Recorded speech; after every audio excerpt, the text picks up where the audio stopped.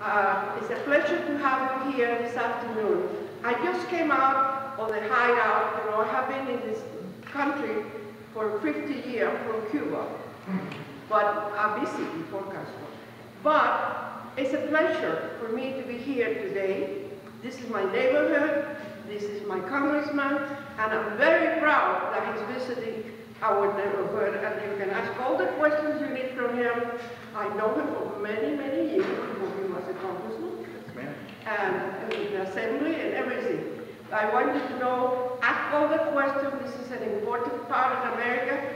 We have a first congressman from Nevada in there, and I love you for being here to ask questions. Oh, my friend's here too. Nice to see you. Okay, say welcome. Talk to our congressman. It's a pleasure to have you here. And my name is Lillian Lujan Hickey, and the name is the first Hispanic American woman with a school named after her. And this is just up the hill. And this is his congressman. Let's give it a round of applause to Ms. Lee. And we're so honored to have her here tonight. She has been a trailblazer in our community, and as she indicated, she has a school named after her because of the hard work and advocacy that she has provided in education, in making sure that we have equal opportunity for all children, and making sure that we have the best for our children, not just in the facilities, but in the teachers and the resources that we provide them as well. So I'd like to give her another round of applause and thank her very much. Thank you very much for being here. It means a lot to have, residents from the community helping kick off this town hall this evening. And I want to thank all of you for taking time out of your schedule to be here tonight. I know there's a lot of things going on. There's a lot of other places people are being asked to be, but it really means a lot that you came out tonight. I am Steven Horsford, and I'm new congressman for the 4th Congressional District, and it's great to be here. And I want to thank all of you for coming out. Before we start, I would like to first take just a moment of silence. Earlier this weekend, I was in another part of Congressional District 4, Hawthorne, Nevada. Where the Hawthorne Army Depot is located. We had 7 soldiers who were killed after an explosion of a mortar as part of the training that they were undergoing. And I had the honor and privilege of going to visit our wounded soldiers who survived. There are 7 who survived. 5 of them are still in the hospital in Reno, the renowned hospital there. They're getting great care and treatment, but I had the honor as a member of Congress to present them and their families with a United States flag that was flown over the U.S. Capitol, just as a token of our appreciation as Americans for the service that they provide to all of us in protecting our freedom. So I would like, though, to take a moment of silence for the 7 soldiers whose lives were lost.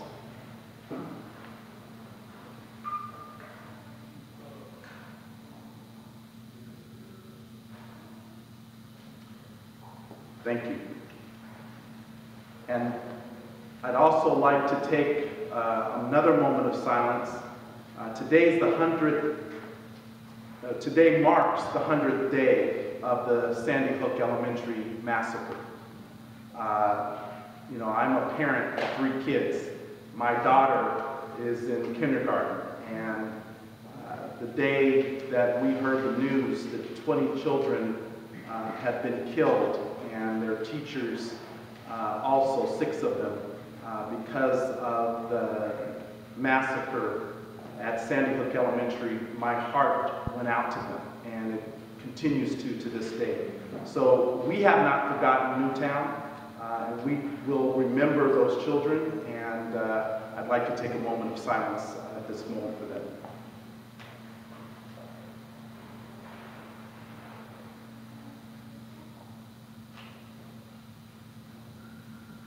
Thank you. So I want to get right into our meeting. The way I like doing these is I want to give you just a quick update on what's happening in Washington, D.C. As your representative, I'm very honored and privileged to serve, but I'm here to listen to you. You're my constituents. And I can't do my job representing you unless I know the issues, the concerns that you have. So after I give this brief overview of what's happening, I'd love to open it up and take questions from each of you.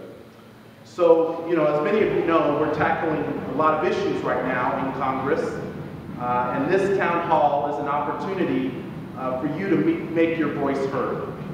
It's an opportunity for us to engage in a dialogue, for you to tell me, again, the issues that you care about, and for all of us as people in our community to listen to our neighbors and our residents. Congress is still very much a polarized place. I've only been there 3 months, but I am confident that we can get things done. We have 84 new members of the United States House of Representatives on both sides, Democrats and Republicans. One of the first things that we did after being sworn in is we took a retreat, all the members and our families.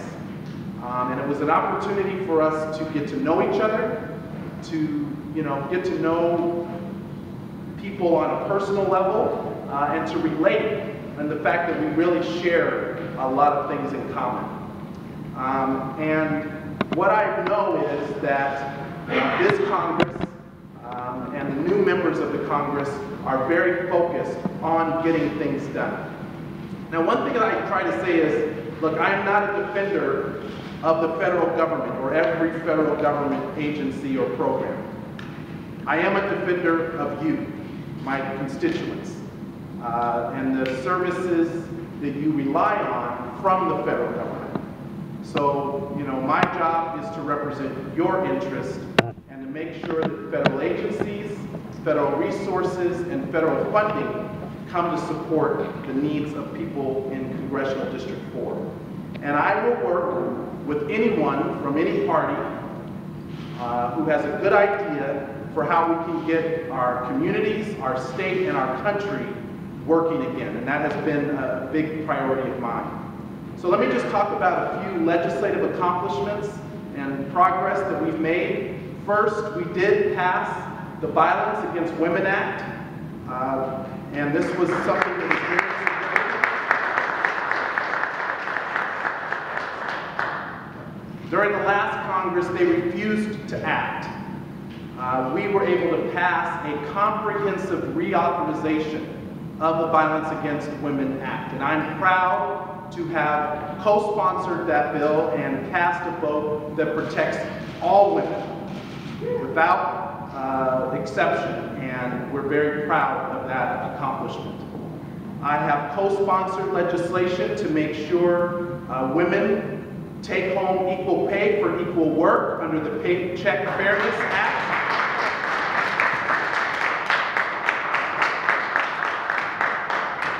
And I've introduced my first bill, which is to create jobs right here in Nevada in Congressional District 4. It's a project that is estimated to employ upwards of 800 people, and it's only the beginning. I was honored to be selected as a member on behalf of the Congressional Black Caucus Task Force on Immigration. I'm one of 3 co-chairs on immigration, and we are working hard on the eve of legislation being introduced to make sure your voices are heard on this important issue. This is something that we heard a lot about during the campaign, and now we believe this Congress is ready to act in a bipartisan way to pass comprehensive immigration reform. As I said, our freshman class is very dynamic. There are many of us who served as legislators before. There are those who had served as mayors or on the city council, many people from the private sector and business running their own businesses. And so we bring an attitude of getting things done.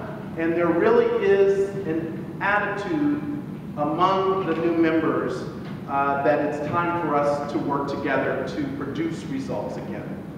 A lot of us, as I said, have served in the legislature, and so we're used to working across party lines in order to effectively accomplish the things that the people sent us to Washington to accomplish.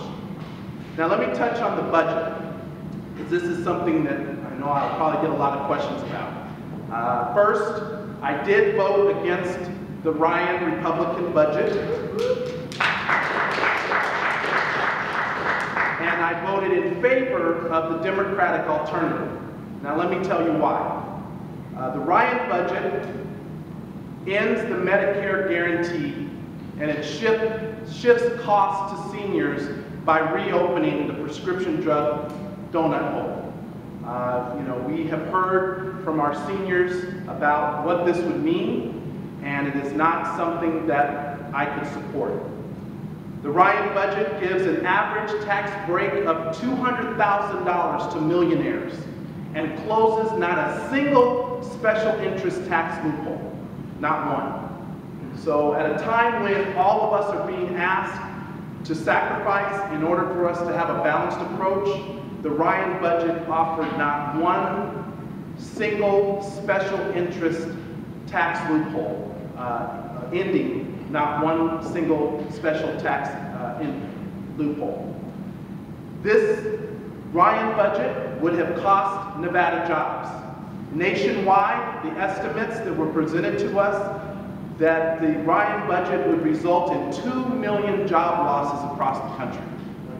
And at a time in Nevada when our economy is on the rebound, and we still have far too many people unemployed or underemployed, I could not support a budget that would put more people out of work. I want, and the American people demand, a balanced approach that asks everyone to pay their fair share and invest in our country's future. Over 70% of the American people have said we want a balanced approach. We don't expect the budget to be done through cuts alone, and we don't expect it to be done by raising revenue alone, that it's going to take a balanced approach. I oppose the sequester, and I want to see it replaced with a balanced approach. A couple of weeks ago, when the Congress was in session, I voted for us not to adjourn. It was the week before the sequester was supposed to go into effect on March 1st. And I voted no because I thought that we needed to stay in Washington to do our job to come up with a solution to avoid the sequester. The sequester is something that was agreed to by the previous Congress, and it went into effect March 1st without the alternative. Now, House and Senate Democrats proposed balanced plans to avoid the sequester by closing tax loopholes. But the other side would not agree to allow those proposals to come forward. They rejected this, and they adjourned the House with just 1 week to go before the sequester cuts went into effect. So, because we're not in the majority and my vote to not adjourn was counted, but didn't allow us to stay, I came home and I met with agencies that were directly affected by the cuts under the sequester. I met with the Head Start programs. I met with the Nevada Health Centers to learn the effects. I met with the men and women at Nellis Air Force Base to learn how the civilian Air Force would be affected. I met with the leaders at the airport to understand what the effects of cutting or furloughing our air traffic controllers would mean. I met with principals and teachers at some of our Title I schools. And what they all shared with me is these cuts are harmful. And what I know, having been a former legislator, is these federal cuts, on top of the cuts that we have already experienced at the state and local level added too much pain for the middle class. And so that's why I oppose the sequester, and I want to see it replaced with a balanced approach. In Nevada alone, under the sequester, we would lose 10,000 jobs. Nevada schools would lose $9 million in funding. The Nellis Air Force Base would lose more than $11 million in wages. 1,400 civilians would get furlough slips. The FAA would have huge backlogs. Hundreds of thousands of seniors would lose access to Meals on Wheels. So these are the real effects under the sequester.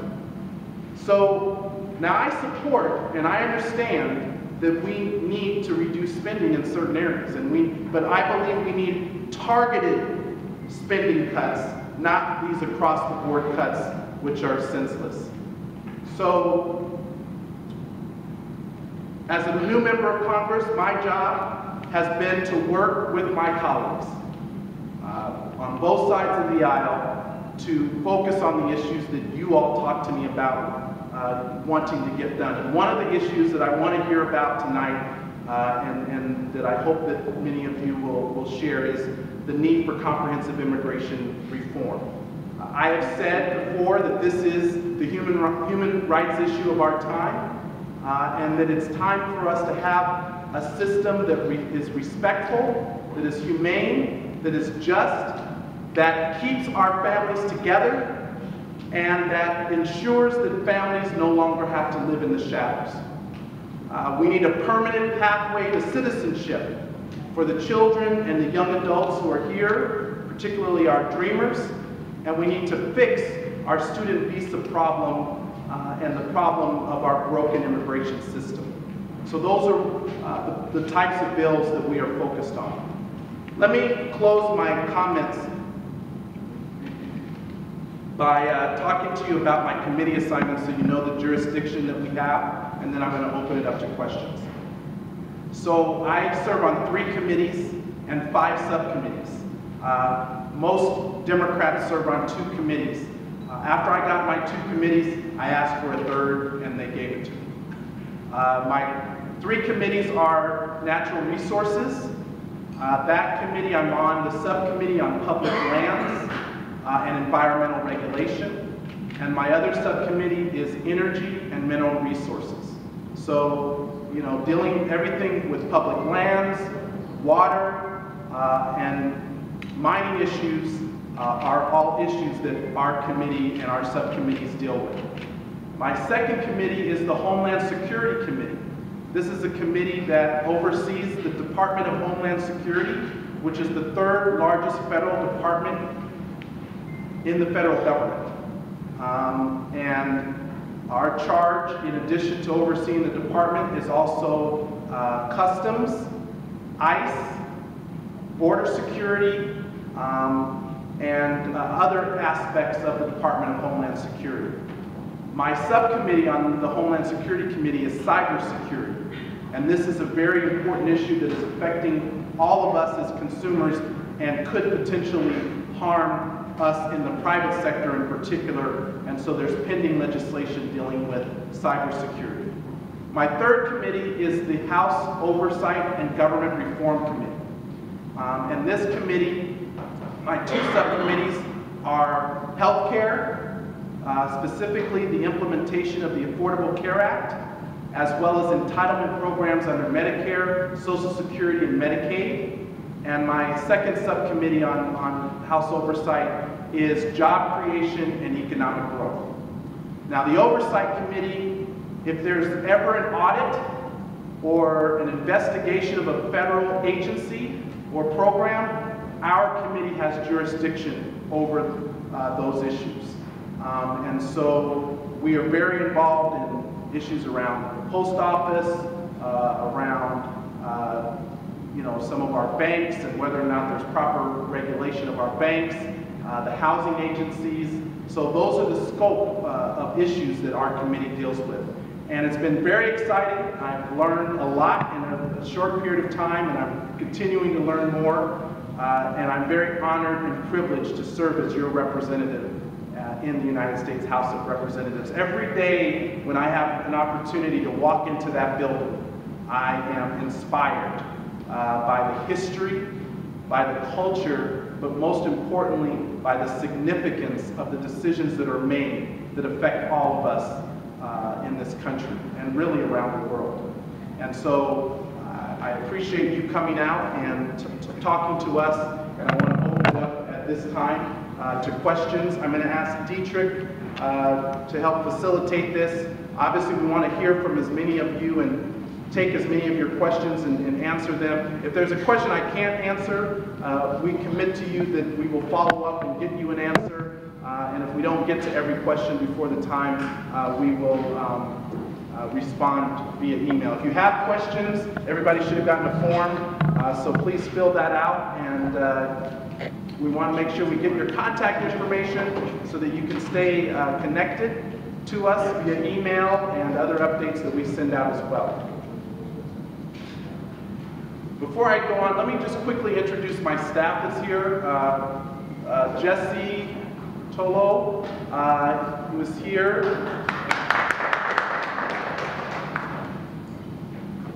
Come on up, you guys. I want them to see who you are. And I'm going to have you guys introduce yourself. How's that? So I have the most dynamic team. This is our district staff that runs and operates our district office, and they're here to serve you. If you ever call our office or send an email to the district, these are the people who are going to take your question and respond. In addition to this team, we have additional staff in Washington, D.C. who also are there to serve all of you. So I'm going to start at the end and have you guys quickly introduce yourself. Good evening, everyone. Dietrich Sanford, serve here in the district, Senior Community Liaison. Good afternoon, everybody. My name is Michael Flores, and I'm the Community Liaison with the office. Tim Hogan, and I'm the Congressman's Communications Director. Jesse Rotolo, also a Community Liaison. Good afternoon, my name is Miguel Macias. I'm the newest intern for the Congressman Steven Horsford. First day. First day. This is first day. My name is Beatrice Martinez. I'm the staff assistant in the district office. Hi, Christy O'Melia, Constituent Services Manager in the district.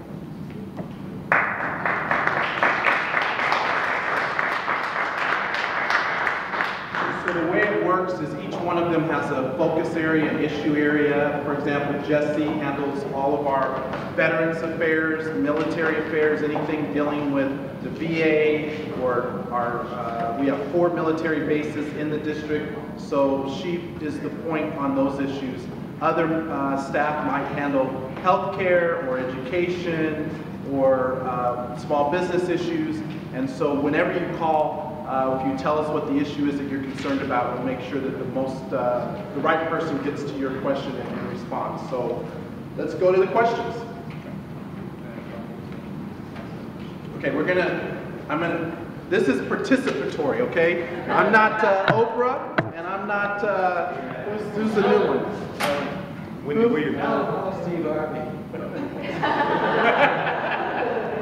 Ellen, I have to get up and dance, which is not a good scene. So I'm going to call your name and ask you if you would please ask your question yourself, and then we'll respond, okay? And if you would tell us, who you are, and a little bit about yourself, and thank you for coming. The first question is from Rodney Smith. Good afternoon, Congressman. My name is Rodney Smith, as mentioned. I'm with Our Own Voices, a community publication and media outlet. And my question is, we've literally suffered under CRs, continuing budget resolutions, sequesters, fiscal cliffs, and so many different types of financial calamities, one after the other. It just seems like such a helter-skelter way to run our government, and I'm sure we wouldn't run our homes or our businesses that way. Is there something that can be done where we consolidate all of these budget priorities so that we don't have to have continuing calamities one after the other? Thank you, Rodney. The federal budget process is a mess, and it needs to change. I agree with the president and others who say we need to stop managing in these month-to-month crises. They don't provide a level of certainty to individuals, to businesses. It's not predictable. And there's a lot of human toil, right, that comes from even the talk of what some of these budget cuts mean. Sometimes when I'm in the House Oversight and Government Reform Committee, one of the hearings they started talking about, well, we need to do a study on the effects of the budget cuts and whether or not you've identified, every way that you're going to mitigate those cuts. And I said, if we spent as much time trying to mitigate the cut and just work together to find the solution, we wouldn't have to do so many studies. But to your point, the way the budget process works is very different than anything I've ever seen. First is, that there are these what's called continuing resolutions, which fund our budget. I voted in favor of the continuing resolution to support the federal budget through September so that we would not have a government shutdown, okay? And I did that voting in a bipartisan way. It wasn't a perfect bill. There were things in it that I wish could have been better, but we are assured that we're going to have a budget until September. Now, the actual budget itself, the Ryan budget, was proposed in the House. It was passed with 221 votes. It takes 218 to pass a vote, so it just narrowly passed. The Senate passed a vote, the Senate Democrats, that budget passed 50-49, just barely. The president, I heard today, is going to deliver his budget to the Congress by April 10th. So between those three budgets, I hope that there's a solution for how we can fund our federal agencies starting October 1 on a going forward basis so that we don't have these month-to-month crises. So when I get back, that would be our focus, is seeing the president's proposal and then working with our colleagues between the three plans. Now we have three plans. We have the Republican plan under Ryan, we have the Democrats' plan under the Senate Democrats, and then we have the president's plan. And my hope is that the compromise and the solution is between those three plans. Does that answer your question? Just one follow-up. I just want to say that there are repercussions to having continuing budget resolutions, and I thank you so much for funding us so that we can get to a point where we can have an actual budget. But many folks may not know that when the government can't do certain hiring, and as an example, the VA has a backlog of a lot of folks who can't get benefits because they couldn't hire workers to satisfy all of these returning heroes that we have. So there are not just numbers, but there are people that these things affect. And I would hope that someone could just not only pass continuing budget resolution, but maybe a bill to get Congress to consolidate these so we don't have to go through this often. Thank you. Thank you. And the other part that I didn't touch on is, you're right, there are like 12 different appropriations which then fund the total part of the federal budget. And some of those bills are authorized for 2 or 3 year periods. So there's no one budget that gets approved all at one time. There are a series of appropriation bills that get passed over many years. And so that's why it's a mess, and why we need to come up with a more sound, a more common sense approach. It starts with having a budget. I voted for the bill. I voted for the no budget, no pay bill. Y'all sent me to Congress, and part of our job is to pass a budget. That's right. And if we don't, then we shouldn't get paid. I'm going to turn next to Jessica and Jocelyn. Actually, you both have similar questions, so I'll have each of you tell us your question, and then I'll respond to both of you. Jessica? Yes. Hi,